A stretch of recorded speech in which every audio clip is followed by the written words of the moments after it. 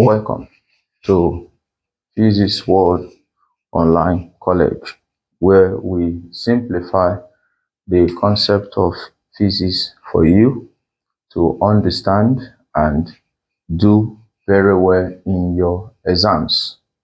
In our class of today, we will be looking at simple machines. Simple machines. Here, we will try to know the meaning of a machine, and then we'll know examples of simple machines. We'll look at some definition of related terms such as effort, load, mechanical advantage of a machine. Before I continue, please subscribe to this channel if you have not done so, and then share the class video to your friends on other social media platforms such as Facebook, Twitter, TikTok, as the case may be. You can also click the notification bell so that anytime there's a new video, you will get to know, like, and share this class video. Okay, let's continue with our discussion for today. We are looking at simple machines. Why is it so? Because we'll be talking about machines that you use at home, not necessarily in the workshop, but they are also applied in what? In workshop. That's 1. 2. We are looking at simple machines such as your knife. Imagine that. Knife is a machine. Yes, it's a simple machine. I will tell you why shortly. We'll look at simple machines such as what? Your sugar tongue that you use to pick sugar for your tea. It's a simple machine. Yes. For real? Yes. I will tell you why as well when we get there. Okay, so we are looking at simple machines. It is not complex machine like your generator or electric motor. Those are complex machines. But this one we are discussing today, they are simple machines. So let's continue. So what is a machine? We say a machine is a device or a tool, you can say a contrivance, which allows a force applied. That force applied is also called effort. At one end is used to overcome another force. That second force, which in most cases is a resisting force, is called the load. That resisting force is at another point. So we have that a simple machine or a machine is a tool, is a device that allows force applied, effort at one point to overcome a resistive force, load, at another point. Let's take that down. So I said a machine is a device. If you don't want to say device, you can say tool. If you don't want to say tool, you can say a contrivance which allows a force applied. That force you applied, let's call it effort, at one point to overcome a resisting force. This resisting force, let's call it load, at another point. So we call that tool or device a machine. We can also define a machine as a device or a tool that allows work to be done conveniently. But for exam purpose, please, this is the acceptable definition of a machine, not the second one I'm saying. So I say, or a machine is a device which makes work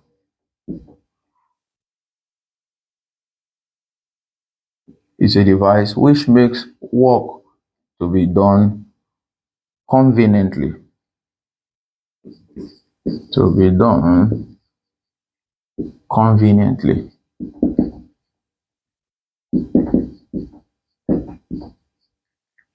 That is what? That is a machine. Now, I said we'll be looking at examples of simple machine, not complex machines, please. Simple machines. So, examples of simple machines are the first one we have there is the lever.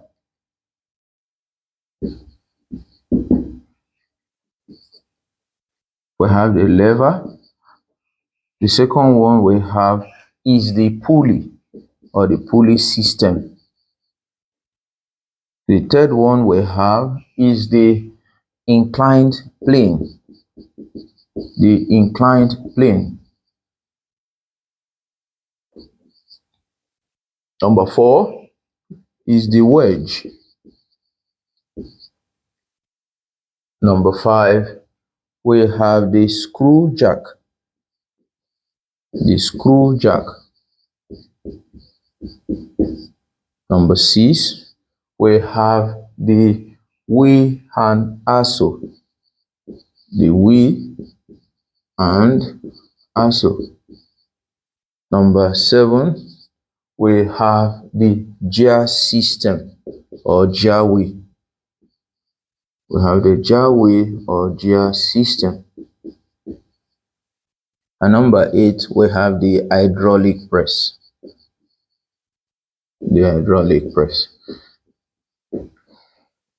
So we will discuss each of these examples in subsequent class. So what have we achieved? If you are asked to define a machine, here you have the answer. Give examples of what? Simple machines. Here is the answer. Now, let's define some of the terms we will use to describe the machine. In our definition, you already see 2 of them, which is what? Force applied. We also call it what? Effort. And then the force overcome, the resistive force overcome, we call that one the load. Let's talk a little more about them. So we have definitions of related terms.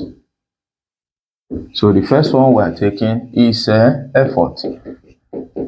So going forward, we will use the letter E to represent the effort. And we say the effort is the force applied to a machine, the force put into a machine. And that is why we can also call it the what? Input force or force input. I said this is the force applied to a machine. Force applied to a machine. It is also the force put into the machine. So the force put into the machine, so you can call it what? Input force or force input. The force put into the machine, put in bracket, that is input force. So we can say another name for the force put into the machine is effort. vice versa. The effort is the input force. Now, since effort is a force, it also has the SI unit of force, which is Newton. So I'll put that its SI unit is Newton. So effort is measured in Newton. Now, let's take the second term there, which is load. A load. Now, we say that the load, we will use letter L going forward to replace or represent the load. The load is the resistive force overcome by the machine. This is the resistive force overcome by the machine. We can also say it is the output force of the machine. It is also the output force of the machine. So we can simply call it what? Force output in bracket. That is force output or output force. Now, once again, load is a force. So it will have the unit of what? Force, which is also Newton. Its SI unit is the Newton. So if we are looking for the load in a question, we will express it in Newton. So that is the definition or meaning of load. Now, we need to know that mathematically, the load also represents or means the weight of the object. Mathematically, load L represents the weight of the object or body that is lifted.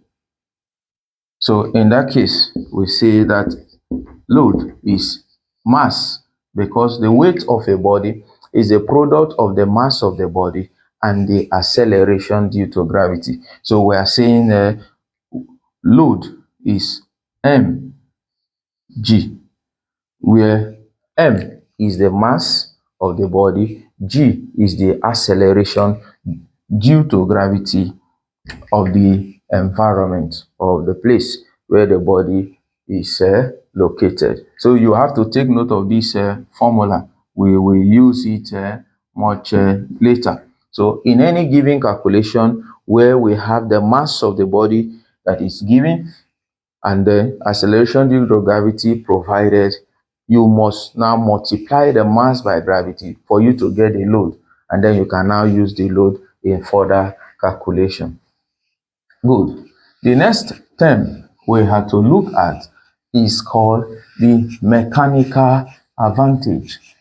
If you don't call it mechanical advantage, you can call it force ratio. I will tell you why we can also call it force ratio.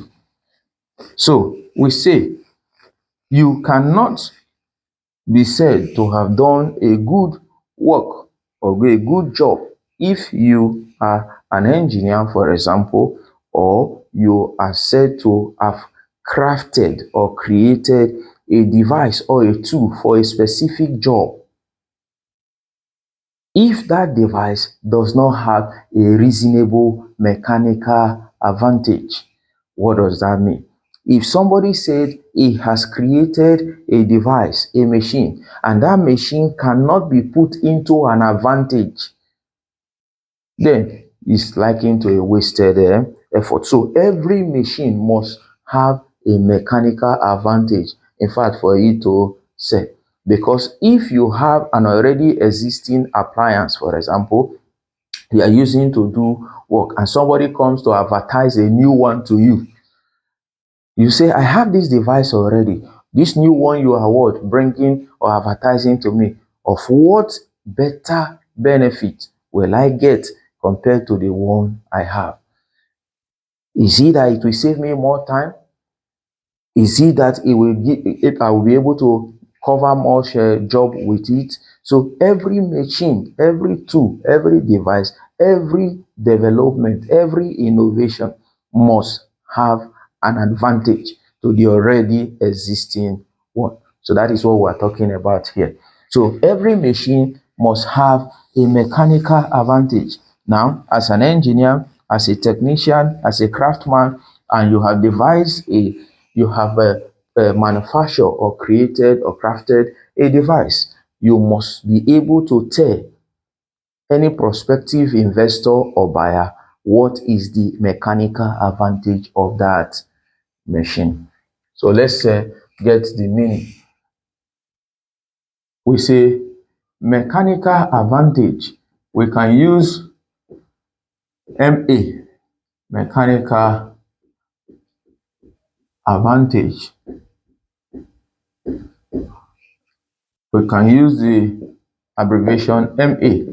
So when they say what is the MA of the machine, we're saying what is the what?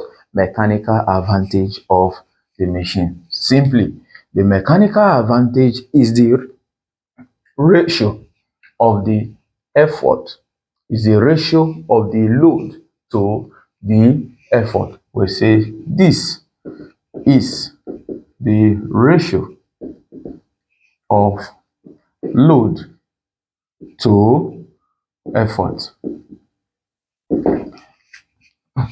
We can put that in a formula, mathematics formula. Okay, we say mathematically mechanical advantage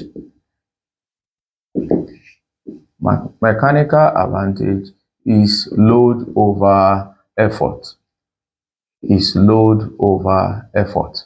So I can use the abbreviation MA is L over E for future calculation. So MA stands for what? Mechanical advantage.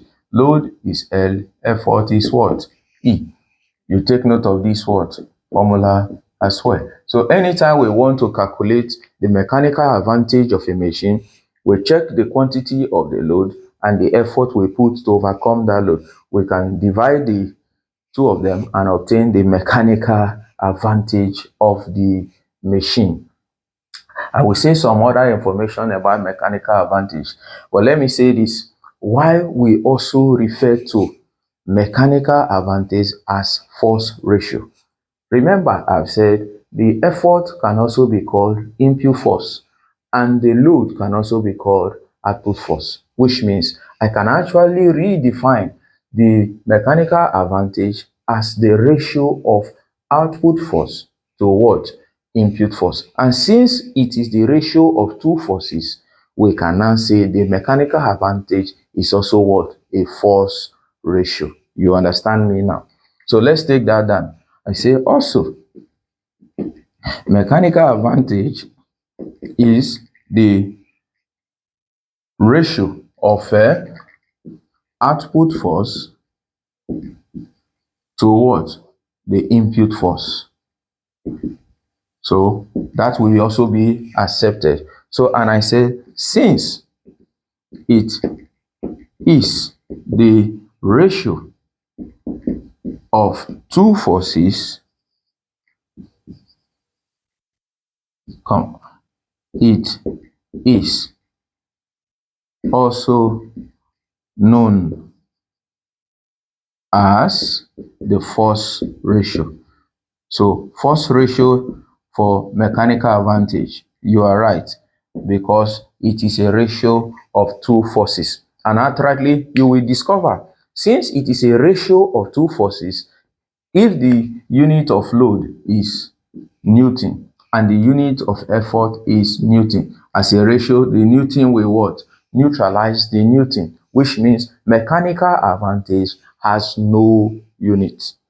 mechanical advantage has no units. So if for exam purpose they say find the mechanical advantage, and after finding it you attach a unit to it, whatever the unit, whether Newton or meter or whatever, you are wrong, because mechanical advantage has no unit. So you should take note of that. Mechanical advantage, MA, has no unit. We can also use the term that it is dimensionless. That is, it is dimensionless. It is dimensionless. Good. That's another point to note about the mechanical advantage. There are still other things I will say about this mechanical advantage before we do the simple calculations or examples that we have. Now, I want you to know that we can define mechanical advantage as the ability of a machine to overcome big load, large load using small effort. I would like you to take note of that one. I say mechanical advantage can also be defined as the ability of a machine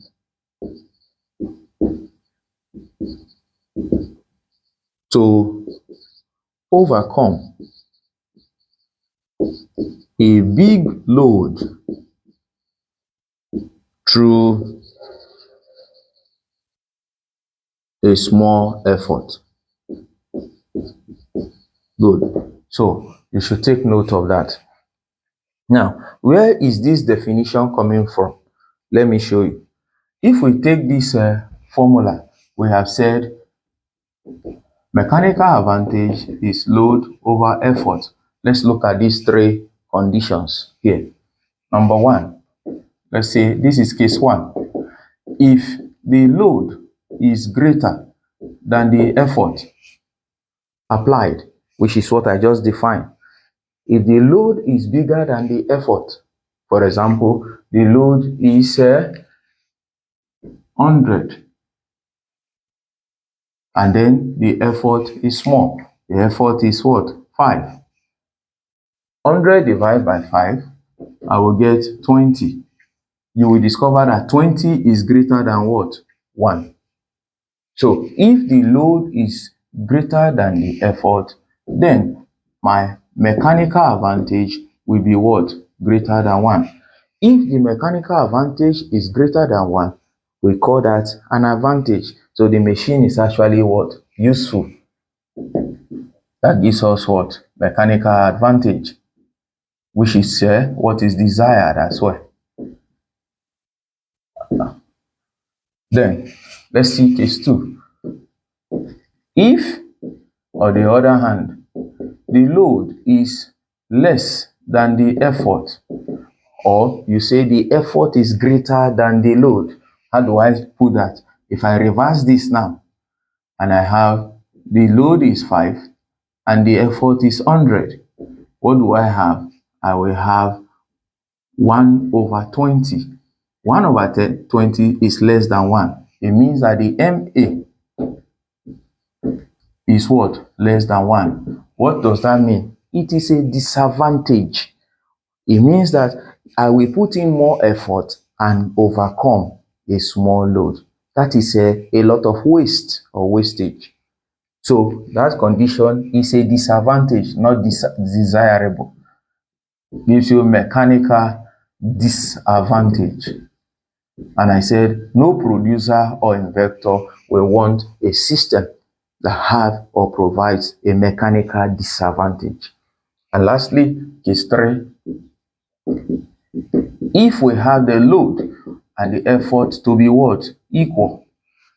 So if the load is equal to the effort. For example, we have the load is 100, the effort is 100, which means our MA will be what? 1, or unity. So MA is equal to 1. What do we call that? This is a perfect scenario, a perfect case, and we will call the machine or describe the machine as an ideal machine or a perfect machine. So this gives us what? A perfect or ideal machine. So that is bringing us to one term that we need to know: an ideal machine. What is an ideal machine? So we can say an ideal machine is a machine that has a mechanical advantage of 1. I say that again. An ideal machine is a machine that has the load to be equal to the effort. Hence, the mechanical advantage is 1, or unity. We call it an ideal machine. That's one meaning of an ideal machine. I will say something else about the ideal machine shortly. Then, having established these 3 cases, there's something else we need to know about the mechanical advantage. So we have centered this class majorly and we're talking about the mechanical advantage. So from this class, you should be able to answer anything about mechanical advantage of a device, of a machine, of a tool manufactured or created by anyone, yourself. So one more thing, the mechanical advantage is affected by friction, is influenced by friction in the parts of the machine.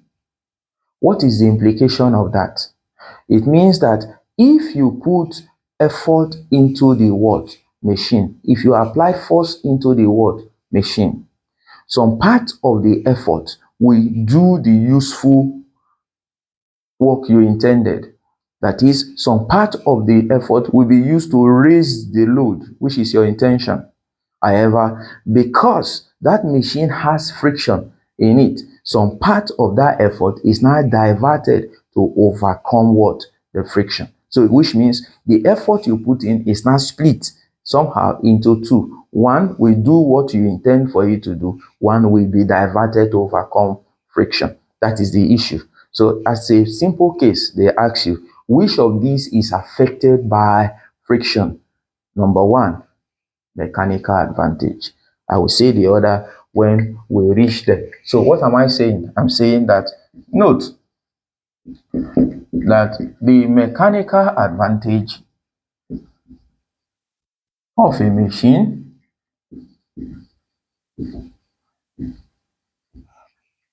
can be influenced or affected by friction. So, and I said the meaning. This means that some part of the effort is used to overcome the load, to raise the load, while some part is used to overcome friction. This means that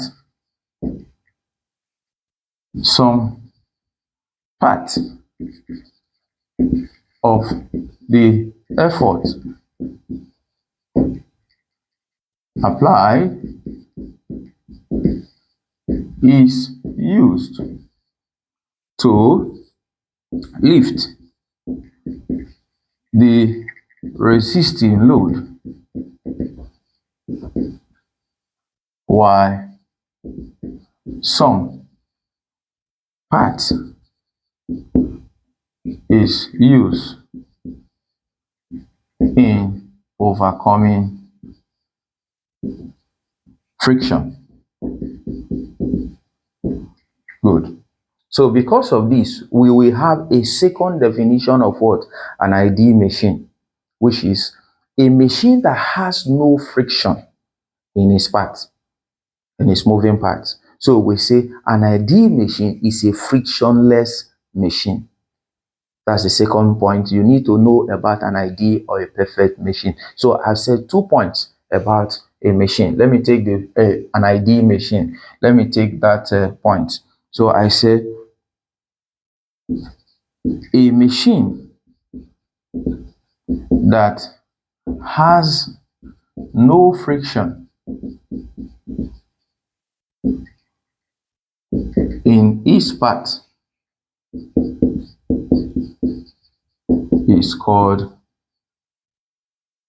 an ideal or perfect machine. So you should take note of that.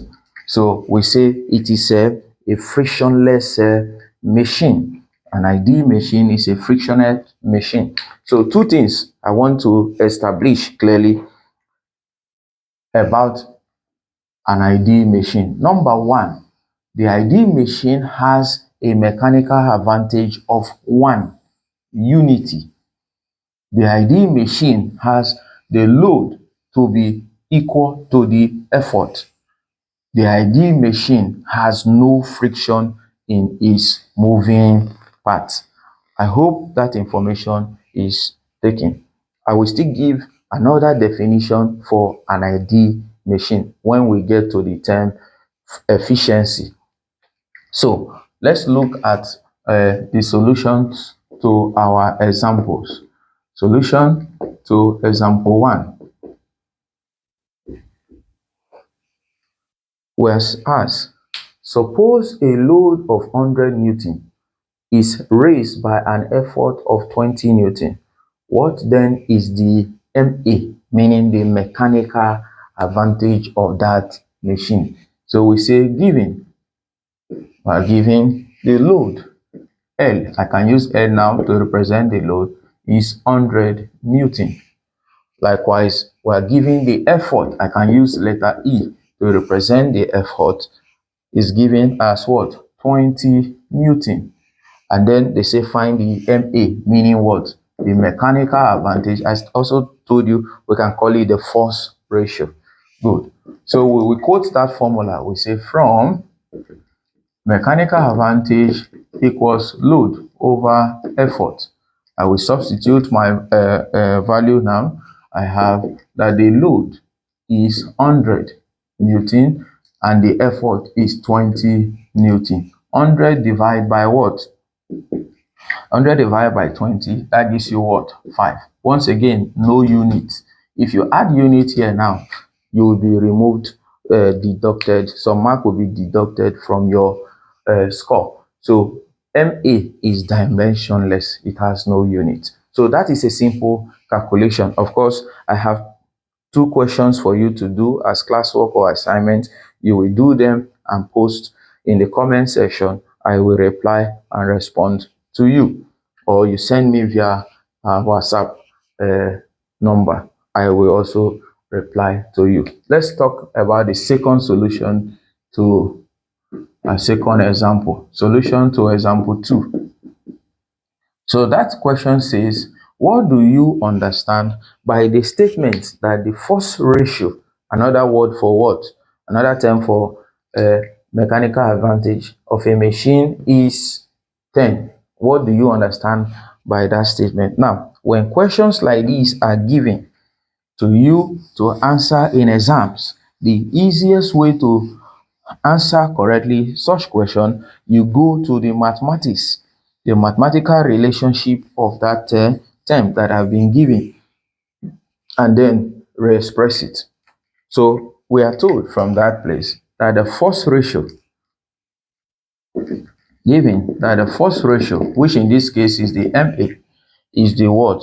Is 10. Once again, no unit. Now we will recall from our formula that the force ratio, that is MA, force ratio or MA, let me say it this way, is equals to load over effort. And from what we have said now, that force ratio or MA is what? Is 10, which means I'm saying that load over effort is equals to what? 10. Now, 3 ways I'm going to interpret this expression. Any of them is a suitable answer to that question. Number 1, I will say if I cross multiply now, I will have load is 10 times the effort. 10E. In statement, this means that the load overcome by the machine is what? 10 times the effort applied. This means that the load overcome by the machine is 10 times the effort applied. So that's a suitable answer. Another way I will answer it, in this mathematics, if I make E the subject of formula, it means I will have that E is 1 over 10 L. What does that mean in statement? It means that the effort applied is 1/10 of the load overcome. That is also acceptable. This means that the effort applied to the machine, effort applied is 10 times, no, is 1/10, is 1/10 the load overcome by the machine. That one is also what? Acceptable answer. And lastly, that's the simplest one would have said about the force ratio being what? 10. So that one is saying, that's number 3, possible solution for that question. We have said L over E is 10. And that 10 is also 10 over 1. And in ratio form, this is what? It means that in ratio form, it means L to E is equals to 10 to 1. So I can say it means that the ratio of load to effort is what? 10 to 1. This means that the ratio of load to effort is 10 to 1. So these are 3 possible answers you will give. Any one of them is correct. Thank you.